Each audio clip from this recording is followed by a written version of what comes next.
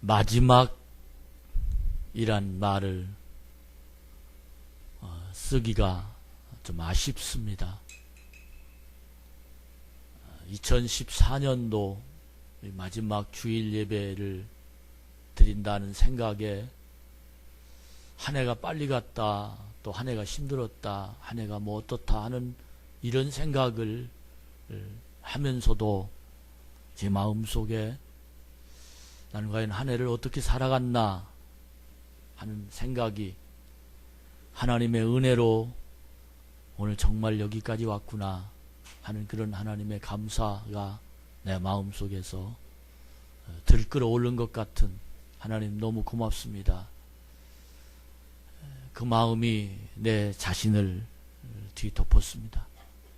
너무 부족한 한 해, 또 너무도 많은 어려움이 있었지만 그럼에도 불구하고 하나님 이끌어 가시는 그 모습 너무 감사할 수밖에 없는 처지에 오늘 이 강단에 섰습니다.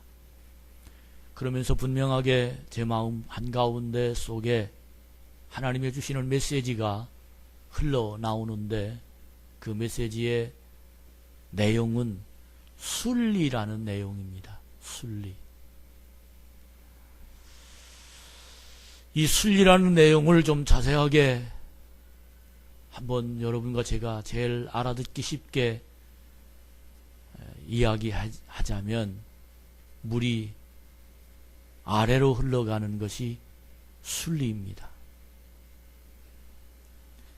팔이 안으로 굽는 것이 바로 순리라는 눈에 보이는 분명한 이야기입니다. 그런데 이것이 자연의 순리이고 이것이 육체의 순리인데, 그런데 이 순리가 여러 가지 속에서 순리가 있습니다. 어떤 사람을 만나면 야, 저건 말이 아니다, 말도 안 되는 이야기야, 그렇게 나는 생각하는데 그분은 그게 순리라는 거예요. 어떻게 이런 일들이 나타날 수 있을까? 내 방식으로는 도저히 안 되는, 도저히 잘못된 것 같은데 그분은 그게 맞다는 거예요. 근데 분명한 건 이 세상을 살아가는 삶의 순리는 하나입니다. 그런데 그분이 옳거나 제가 틀리거나, 아니면 제가 옳거나 그분이 틀리거나, 둘 중에 하나는 분명한데 서로 이런 갈등 속에서 우리는 세상을 살아가고 있습니다. 특별히 오늘 성전에 모인 여러분, 하나님은 사랑하는 사람인 줄로 믿습니다.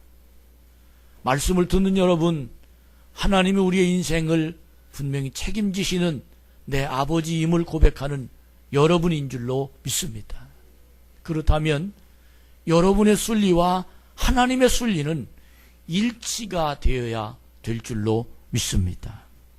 나는 분명히 하나님의 순리를 따라야 하나님이 그 순리로 나를 인도하시고, 하나님의 순리로 나를 이끌어 가시고, 또 하나님의 순리로 내 인생을 책임지시는 능력의 길로 걸어가는, 내 자신은 축복의 통로가 되고 우리 하나님은 나를 안내하시는 가이드뿐만 아니라 나를 축복하시는 손길이 내 인생에 언제나 머물러 있게 되는 것입니다.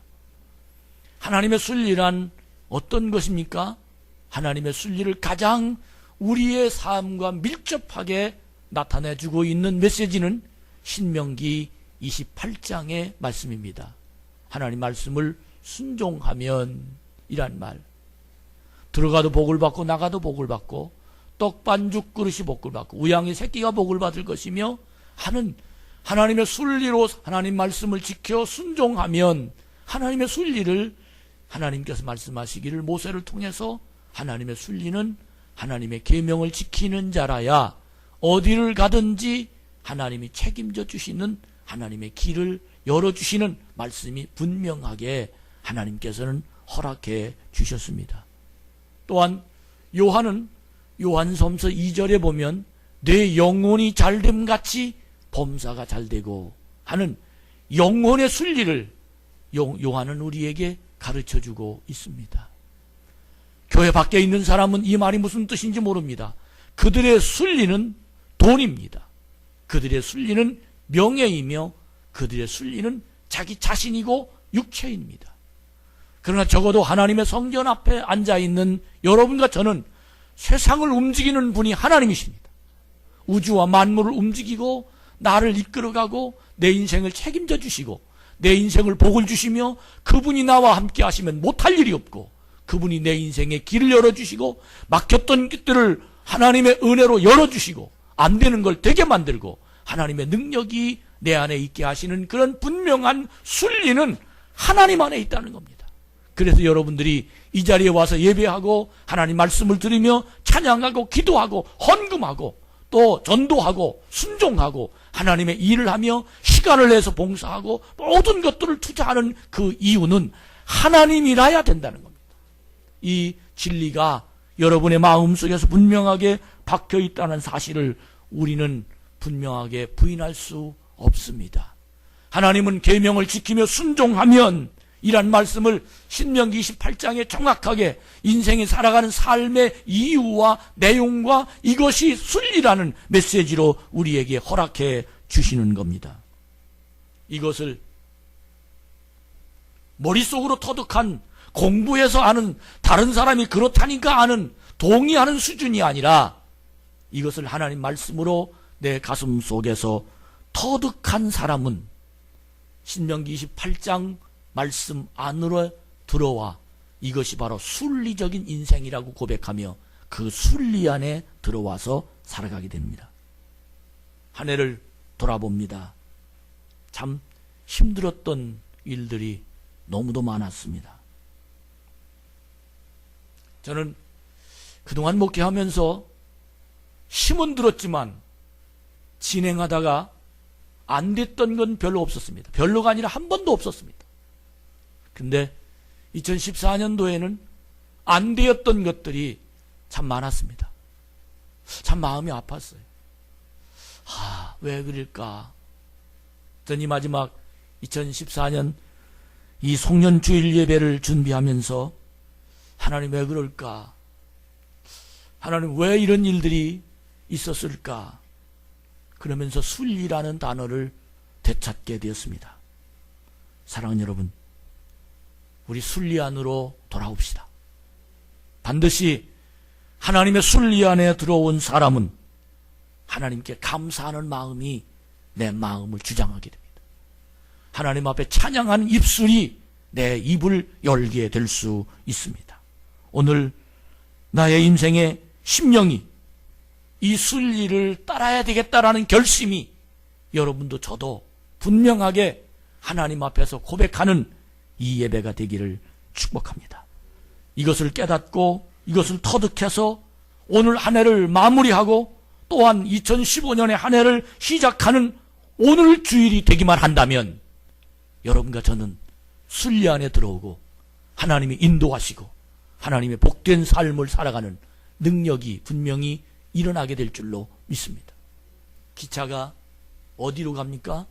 반드시 레일 위로 기차는 가게 되어 있습니다.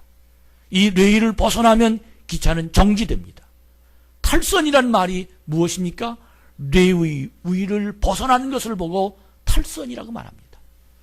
하나님의 사람들은 레일 위 레일이 깔려 있습니다. 이 레일을 하나님 말씀이며 이 레일을 순리라고 봅니다. 여러분, 정말 오늘 진지하게 여러분과 저의 인생에 하나님의 은혜 안으로 걸어가는 그런 복된 이 송년주일이 되기를 주님의 이름으로 축복합니다. 오늘 이 본문 말씀은 기뻐하며 감사하는 모습의 표현입니다. 아무 걱정 없는 그리고 행복한 사람의 모습임을 오늘 시편 89편은 너무도 우리에게 정확하게 말씀해 주시고 있는 내용입니다. 그러나 이 시편 89편에 얼마나 그가 행복하고 얼마나 그가 감사한 내용인지 1절에 보니까 내가 여호와의 인자하심을 영원히 노래하며 주의 성실하심을 내 입으로 대대에 알게 하리이다. 내가 말하기를 인자하심을 영원히 세우시며 주의 성실하심을 하늘에서 견고히 하시리라 하였나이다. 심지어 11절에 보면 하늘이 주의 것이요 땅도 주의 것이라 세계와 그 중에 충만한 것을 주께서 건설하셨나이다. 남북을 주께서 창조하셨으니 다볼과 헤르몬이 주의 이름으로 알미암아 즐거워하나이다. 주의 팔에 능력이 있사오며 주의 손은 강하고 주의 오른손은 높이 들리우셨나이다. 여러분, 모든 메시지가 어떻게 이렇게 하나님 중심으로 이 성경을 기록한 이 내용에 보면 하나님께 찬양하며 감사하며 입을 열어 하나님을 칭찬하고 주님 없이 살 수 없고 여기까지 온 것이 주님의 은혜고 앞으로 갈 것도 주님의 능력으로 나타나고 하나님의 길은 열려 있으며 하나님 나와 함께하고 있으며 하나님 나는 찬양할 수밖에 없으며 내 마음은 너무 감사해서 견딜 수 없는 그런 마치 모든 복을 충만히 받아서 하나님 안에서 사는 사람이 가지고 있는 마음속에 있는 이 모든 것들이 즐겁고 검사에 감사해서 행복한 모습을 감출 수 없는 사람처럼 심지어 15절에 보면 즐겁게 소리칠 줄 아는 백성은 복이 있나니 여호와여 그들의 주의 얼굴 비단에서 다니리로다. 16절에 그들은 종일 주의 이름 때문에 기뻐하며 주의 공의로 말미암아 높아지오니 주는 그들의 힘이 영광이심이라. 우리의 뿔이 주의 은총으로 높이 오리니 우리의 방패는 여호와께 속하였고 우리의 왕은 이스라엘 거룩한 이에게 속하였기 때문입니다. 여러분, 이 성경에 어디 하나 흠잡을 데 없는 주님 안에서 즐기며 주님 안에서 행복하며 주님 안에 있는 주 안에 있는 나에게 딴 근심이 없는 그런 사람이 고백한 내용이 오늘 이 성경임을 우리는 흠잡을 데 없이 분명하게 그렇게 기록되어 있습니다. 그런데 이 글을 쓸 때의 환경을 성경을 연구하면서 분석해 보니까 이 글은 역대하 12장에 있는 그 상황에서 이 성경을 기록했다고 하는데 이 역대하 12장에 읽어보니까 르호보암이 나라가 견고하고 세력이 강해짐에 그가 여호와의 율법을 버리니 르호보암이 솔로몬 왕의 바로 뒤를 이은 왕입니다. 솔로몬 왕 때에 크게 나라를 부강시켜 놓고 그 뒤에 르호보암이 대를 이었는데 나라가 견고하고 세력이 강해지니까 하나님 말씀을 버려버렸어요. 왕이 버리니까 이스라엘이 본받았어요. 그리고 그 뒤로 어떻게 됐느냐? 2절에 보니까 여호와께 범죄하였으므로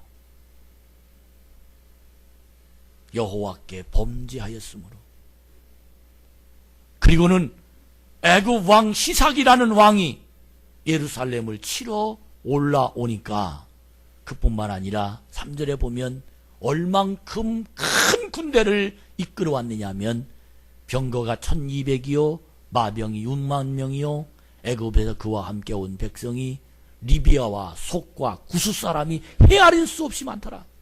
여러분, 무슨 말입니까? 르호보암이 율법을 버리고 이스라엘 백성들이 하나님 말씀을 순종치 아니하니까 애굽이란 나라가 커집니다.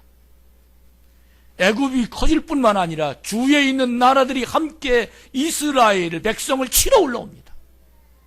꼼짝없이 이스라엘 나라는 그들 때문에 죽어야 했고 망해야 했고 더러워져야 했고 발표해야 했고 세상 살기가 힘들어서 견딜 수 없는 세상을 살 수밖에 없는 환경이 그들에게 열리게 된 것입니다. 왜 그렇습니까? 말씀 중심의 순리를 따라 살아가지 않고 세상의 순리를 따라 살아가는 그들의 모습임이 역대하 12장에 분명히 나타나고 있습니다. 그 와중에 시편 89편에 기록한 이 사람은 어떻게 행복한지, 어떻게 그렇게 감사한지, 같은 나라에, 같은 환경에, 같은 모습으로 애굽에서 지금 전쟁을 쳐들어와서 그들에 의해서 얼마나 어렵게 살고 있는지도 모르는데, 그들이 그렇게 즐겁게, 그들이 그렇게 하나님을 찬양하고, 그들이 그렇게 하나님 앞에 영광을 돌리며 정말 하나님 앞에 감격하는 모습을 바라보면서 어떻게 그렇게 할 수 있을까? 전 부러웠어요. 그리고 우리 모든 성도들과 제가 이렇게 살기를 축복합니다. 세상은 어렵습니다. 어쩌면 내 잘못이든 나라 잘못이든 어쩌면 내 주위 사람의 잘못이든 사업이 잘 안 됩니다. 가정이 어려움을 당합니다. 내 건강이 약화됩니다. 그리고 내 주위 환경이 너무 부족합니다. 그래서 내 입에서는 입이 나올 만큼 불평할 수밖에 없습니다. 환경이 좋지 않습니다. 전쟁터보다도 더 어렵습니다. 하는 일마다 제대로 될 리가 없습니다. 너무도 힘들게 삽니다. 2014년 사람들 만나보면 너무 어렵다고 얘기합니다. 내수의 부족함, 전 세계 경제가 엎어졌다 닫혀졌다, 정말로 많은 굴곡이 있는 2014년이었습니다. 우리 교회는 물론이고 내 자신은 물론이고 여러분도 물론이고 모든 사람들의 입에서 정말 힘들게 사는 모습이 눈에 역력히 볼 수밖에 없습니다. 수입이 적습니다. 지출은 갈 것 해야 됩니다. 특별히 이 삼동이라는 지역으로 이사 온 사람들의 이야기를 들어보면 거의 사업을 하다가 안 돼서 여기로 왔습니다 하는 사람들이 많습니다. 난 많은 사람들을 바라봅니다. 하나님, 이런 상황에 어떻게 순리를 찾을 수 있겠습니까? 하나님, 순리를 찾게 해주시옵소서.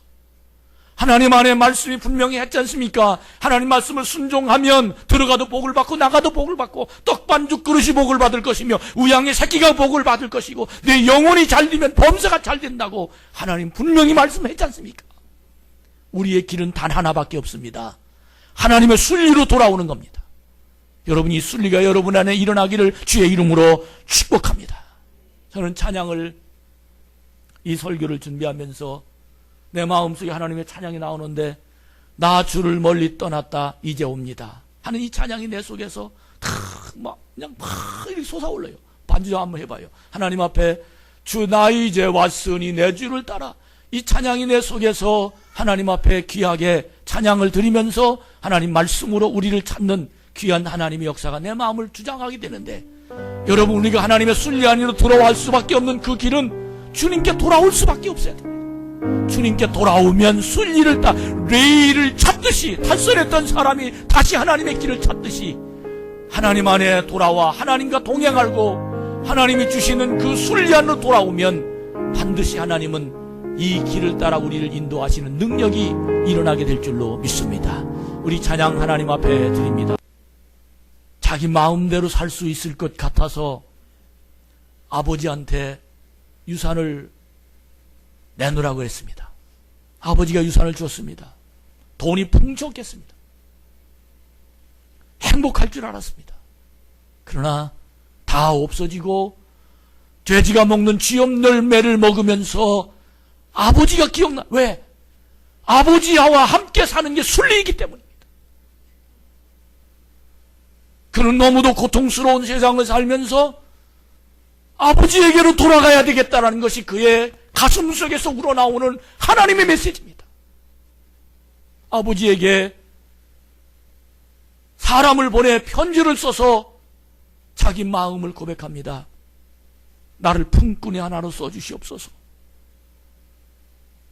아버지는 상거가 먼데 라는 표현이, 거리가 먼데 아들의 모습을 알아봅니다.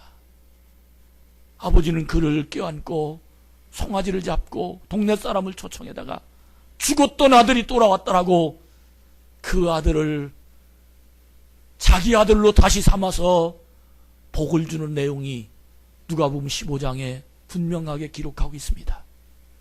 여러분, 우리가 2014년도 어떻게 살아갔다 할지라도 돌아오면 순리 안에 살 수 있습니다. 돌아오기만 하면 하나님의 능력 안에 살 수 있습니다. 이 시편 89편에 이 고백하는 사람을 보면 너무도 어려운 형편에, 너무도 어려운 환경에, 되는 게 없는 정말 전쟁 상황 중에 어떻게 이렇게 하나님을 찬양할 수 있는 사람이 될 수 있었습니까? 그 이유는 순리 안에 들어오니까 희망이 보이는 거예요. 그의 가슴에는 하나님 안으로 들어오니까 하나님의 길이 열려질 것이라는 분명한 확신이 그 속에서 생겨나면서 하나님의 은혜로 그의 마음은 불붙기 시작한 겁니다. 사랑하는 우리 참 좋은 교회 성도 여러분, 오늘 이 자리가 2014년 마지막 주일 예배를 드리는 이 거룩한 하나님의 자리라면 여러분이요, 순리 안으로 인생을 찾아가시길 바랍니다. 하나님이 여러분을 초청하는 메시지입니다. 이렇게 하나님 안에 돌아와서 하나님과 동행하는 믿음의 메시지로 받아들이는 거룩한 자녀가 되기를 축복합니다. 소홀히 말씀을 취급하지 않고 하나님의 능력으로 돌아오면 반드시 우리에게는 길이 있고, 하나님의 기차가 철로 안에 들어와서 걸어가듯이 내 심령이 하나님 안에 들어와 걸어가면 하나님은 반드시 우리에게 능력 있게 될 줄로 믿습니다.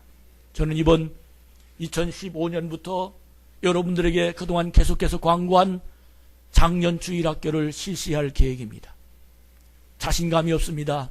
그 이유는 여러분들이 예배를 너무 늦게 오기 때문에 하나님 어떻게 하면 잘됐다, 11시 반에 와서 예배 드리면 되겠다, 이렇게 결정할까봐 내 자신이 너무너무 자신감이 없습니다. 저는 여러분에게 어떻게 하면 여러분들을 순리 안으로 들어와서 하나님 안에 복을 받게 만들고 하나님과 동행하는 사람임을 되게 만들고 하나님 말씀이 들려지게 만들고 여러분의 인생이 어떻게 하면 하나님의 뜻 가운데 여러분이 가정이 잘되며 믿음으로 기도가 응답되고 하나님 날마다 내 가정을 축복하신다라는 확신을 갖게 만들며 내 가슴이 뿌듯하고 내 자신이 하나님의 은혜 가운데 살아가겠다고 결심하도록 해야, 어떻게 하면 그렇게 될까? 늦게 왔다가 일주일에 한 번 예배드리고 그것도 일이 있으면 한 달에 2번씩 신앙생활을 교회 오는 사람은 도저히 하나님 순리 안으로 들어올 수 없습니다. 하나님 어떻게 했으면 좋겠습니까? 그러다가 하나님 저에게 주신 지혜가 말을 바꾸게 만들어라 하는 저의 지혜를 주셨습니다. 말을 바꾸게 만들어라. 말을 바꾸게 만들어라. 말만 바꾸면 성공이 보인다 하는 이 메시지가 내 속에 보이면서 6개월을 이런 제목으로 여러분에게 말씀을 전할 겁니다. 1월 달에는 내가 하는 말이 성공을 좌우한다. 2월 달에는 넓은 마음이 성공을 가져다 준다. 3월 달에는 성공의 원천이 되는 가정에서의 언어 생활. 4월 달에는 사랑의 말로 성공하는 신앙생활. 5월 달에는 직장 생활에서 인정받는 성공 비결. 6월 달에는 분명한 삶의 목표는 나를 성공으로 이끈다. 나는 이 6개월에 걸쳐 매주마다 여러분에게 교재를 나눠주고 이 교재를 새로 만들어서 여러분과 제가 하나님을 만나게 만들고 하나님 안으로 들어오게 만들고 하나님의 순리 안에 들어와서 모든 복된 사람으로 만들어가려는 이 담임 목사에게 주시는 하나님의 메시지가 여러분에게 들려지기를 주님의 이름으로 축복합니다. 오늘 이 말씀을 들으면서 전쟁 상황에 어떻게 이렇게 하나님 앞에 감사하며 어떻게 이렇게 하나님을 찬양하며 어떻게 이렇게 하나님을 높일 수 있을까? 그 이유를 몇 가지 찾아봤는데 그 이유가 첫 번째가 뭐냐 하면 하나님 말씀대로 살지 않으니 이웃 나라가 커지는구나. 과거에는 애굽 나라가 이스라엘의 밥이었어요. 주위의 나라가 정말로 이스라엘에게 아무것도 아닌 나라가 됐어요. 그런데 하나님 말씀대로 살지 않으니까 이스라엘은 작아지고 주위 나라가 커집니다. 그들에 의하여 밟힐 수밖에 없이 만들어. 여러분, 정말 여러분과 제가 하나님의 은총이 넘치는 복 있는 자가 되기를 축복합니다. 페이스북에 제 친구로 있는 어느 목사님이 이런 글을 기록해 놨어요. 낭떠러지에 어떤 사람이 줄을 잡고 매동매동 매달려 있는데 땀이 뻘뻘 흘리면서 이 줄 놓치면 난 죽는다. 그렇게 그냥 너무너무 악착같이 그 줄을 잡고 있더랍니다. 근데 옆에서 그 사람에게 충고를 해주는데 그 줄 놓아야 내가 산다. 그렇게 이야기를 해줬대요. 근데 그가 붙잡고 있는 줄이 뭐라고 써 있느냐면 그 줄이 자존심이라는 줄이었다는 거예요. 적어도 내가 자존심 줄 이 줄만 놓지 말아야지.